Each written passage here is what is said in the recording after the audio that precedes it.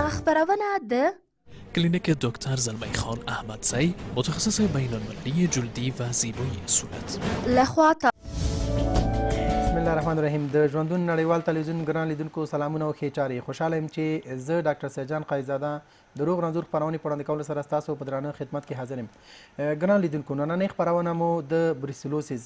یا حیواني مورقې په اړه، همدارنګه د حیواني تبې په نامه هم یادیږي چې په طبي اصطلاح کې ورته بریسلوسیس وایي، ځانګړې کړې ده. او په سټوډیو کې موږ سره ډاکټر صاحب محمد حنیف هاشمي د انتاني ناروغیو متخصص ډاکټر میلمه دی. ډاکټر صاحب ستړی مه شئ، په خیر راغلئ. خیر اوسئ، مننه. کور رمضان. ګران لیدونکو، لکه څنګه مو چې په پیل کې یادونه وکړه چې نننۍ خپرونه مو د بریسلوسیس په اړه ځانګړې کړې ده. او بریسلوسیس څه شی دی، څنګه منځته راځي، دغه ناروغۍ په کومو خلکو کې زیات لیدل کیږي، څنګه کولی شو چې دغه ناروغۍ درملنه وکړو، او همدارنګه د دغه ناروغۍ څخه څنګه کولی شو ځان وژغورو. نو ډاکټر صاحب راځئ چې په پیل کې د دې اړه تاسو یادونه وکړئ چې بریسلوسیس یا حیواني تبه څه شی دی، که زموږ ګران لیدونکو ته په دې اړه مکمل معلومات ورکړئ. د لوی او بخښونکي خدای په نامه د ژوندون تلویزیون په ډېره مننه سره چې موږ ته یې وخت راکړ چې د یو ډېرې مهمې مریضۍ په خاطر موږ ګرانو لیدونکو ته معلومات ورکړو. بروسلوزس چې حیواني مورقه هم په عام ډول سره په خلکو کې ورته ویل کیږي، دا یو حاد او مزمنه مریضي ده چې د حیواناتو یا څارویو نه انسانانو ته انتقال مومي، او یو نوع عامل دی چې د بروسیلا په نامه باندې یادیږي، چې دا په حیواناتو کې وي او د انسانانو د تماس له وجې مستقیم وي او یا غیر مستقیم وي انتقال مومي، او سبب د دوامداره مریضیو او معیوبیتونو په انسانانو کې ګرځي. مننه ډاکټر صاحب. اوس راځو دې ته ډاکټر صاحب چې تاسو زموږ ګران لیدونکو ته یادونه وکړئ چې دغه ناروغۍ په څو ډوله ده، که د هغې د انواعو په اړه یادونه وکړئ مهرباني. البته دا مریضي چې عامل یې بروسیلا دی په څلور ډوله مجموع کې په شپږ ډوله ده، چې په دو وروستیو وختو کې څلور ډوله نور هم کشف شوې ده چې د هغې د خصوصیاتو په هکله باندې تحقیقات دوام لري. خو په صورت عموم ویلی شو چې څلور ډوله د انسانانو لپاره سبب د مریضۍ ګرځي، چې د بروسیلا ملتنسس په نامه یادیږي، او نور قسمونه یې د کانس، اوویس او ابورتوس په نامه باندې یادیږي، چې ابورتوس معمولا انتقال یې د څارویو نه د غوایو نه صورت مومي. ملیتنسس ډول چې دی دا د پسونو اوښانو کې زیاتره یي چې هغه د انتقال سبب انسانانو ته ګرځي، او کانس یې په سپیو کې وي چې د نږدې تماس له امله انسانانو ته انتقال مومي، او بل ډول څلورم ډول چې انسانانو ته مریضي دی د اوویس په نامه باندې یادیږي، چې هغه په خوګانو کې دی. بیا هم مننه ډاکټر صاحب. دا خو د دې انواع شو چې بریسلوسیس انواع یا د حیواني تبې د انواعو په اړه تاسو یادونه وکړه. اوس که راشو د لا زیات وضاحت دپاره، که تاسو زموږ ګران لیدونکو ته یادونه وکړئ چې د دغه ناروغۍ نښې نښانې څه شی دي، که هغه عامیانه اصطلاح کې موږ تاسو ورته اعراض علایم هم یادونه کوو، او په طبي اصطلاح کې ورته ساین اینډ سیمپټمز وایي، که تاسو یادونه وکړئ تر څو زموږ ګران لیدونکو ته دغه ناروغۍ نوره هم واضح شي، تر څو دوی ته یو معلومات لاسته راشي. بله، په عمومي ډول کلینیک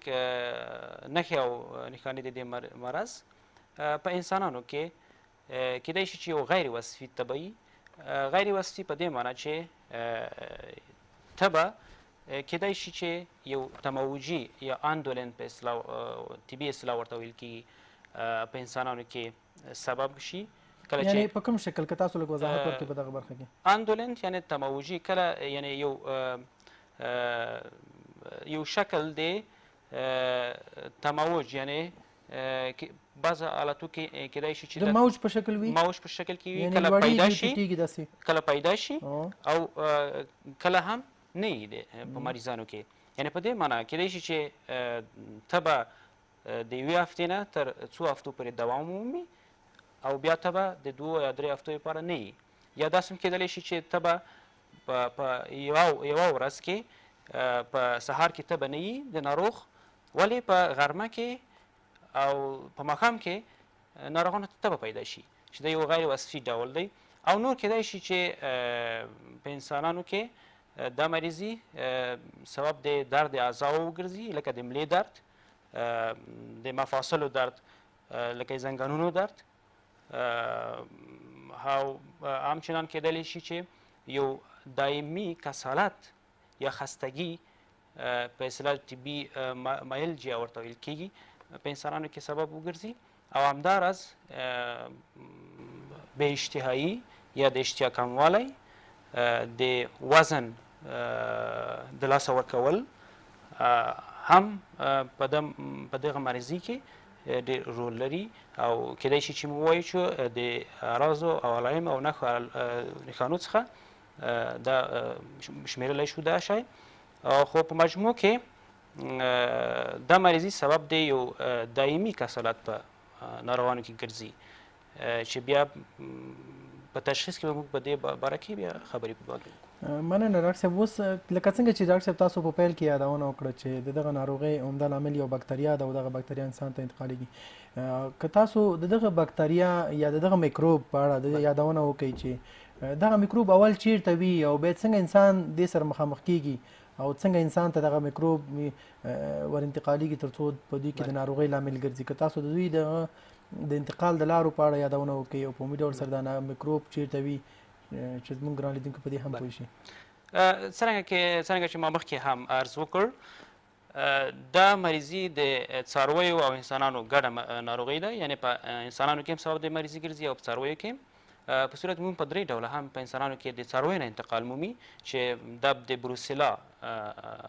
چې یو عامل دی، یعنې عامل بروسیلا دی په صورت عموم په څارویو کې وي، خصوصا په اهلي څارویو کې کله چې انسانان ورسره په نږدې تماس کې واقع شي یا د څارویو د اهلي څارویو د محصولاتو نه دوی استفاده وکړي په غیر صحي ډول باندې، او یا هم د جود له لارې چې کیدای شي چې زخم وي د څارویو د تماس له امله یا د مدفوع یا غایطه موادو د تماس له امله انسانانو ته انتقال مومي. یعنې په عمومي توګه موږ ویلی شو چې په درې ډوله هم په تنفسي ډول کیدای شي چې انسانانو ته سرایت پیدا کړي چې مدفوع مواد وچ شي او بیا په آیریزول یا هوایي قطراتو باندې تبدیل شي او انسان هغه تنفس کړي، یا د جد له لارې چې هغه تخریش وي امکان لري چې انسان ته سرایت وکړي، او هم د هضمي له